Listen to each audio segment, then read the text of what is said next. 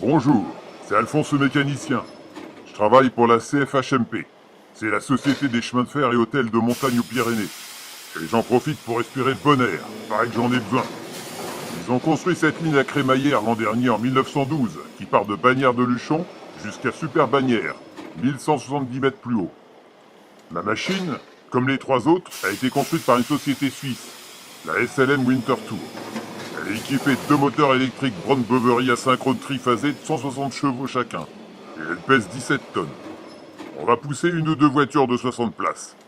Une fermée de première classe de 7 tonnes et une ouverte de deuxième classe de 5 tonnes.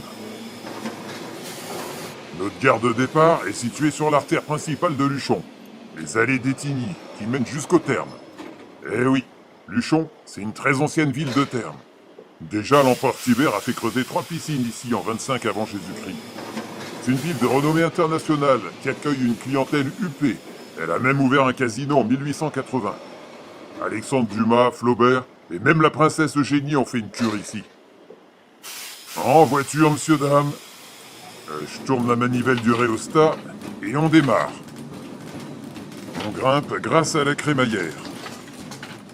Elle est de type Strub, du nom de l'ingénieur suisse Emile Strub qui l'a conçue. C'est le modèle le plus simple, et les deux roues dentées sous le locotracteur viennent s'engrainer dessus. On vient de passer la halte de la Chaumière. La Chaumière, c'est un bel hôtel-restaurant avec terrasse offrant une vue imprenable sur Luchon. On y accède par un funiculaire construit en 1894. Il emmène les curistes depuis le parc des Thermes. Les cabines mettent 2 minutes pour monter les 300 mètres grâce à un système de contrepoids fonctionnant à l'eau. Alors les curistes sont au plus près des sources comme celle de la Fontaine d'Amour.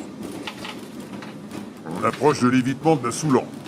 Avant la crémaillère, fallait 2h30 pour aller au plateau de Super-Bagnères par chemin muletier. Mais Luchon voulait soigner son prestige, et ils ont décidé de construire un hôtel sur le plateau de Super-Bagnères et une ligne à crémaillère pour y accéder. Maintenant, il faut 3/4 d'heure pour y aller. Comme ça, les curistes peuvent respirer le bon air pur et découvrir les sports d'hiver. C'est amusant, ça me rappelle Aix-les-Bains et le Revard. Il n'a fallu qu'1 an pour construire cette ligne, grâce à une loco-vapeur construite par la SLM Winterthur. On prend l'épingle à cheveux du Meille-Soulan pour remonter nord-ouest. Il y a aussi un restaurant à ce niveau.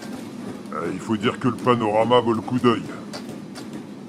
La ligne est alimentée par la centrale de Picadère, qui nous fournit en courant alternatif triphasé de 3000 volts. On a même un wagon échelle pour réparer la ligne aérienne s'il y a un pépin. On arrive à la halte évitement de Missarage. Comme c'est une ligne à voie unique, ça permet de se croiser grâce à un doublement des voies. Et voilà, on a fait la moitié du trajet.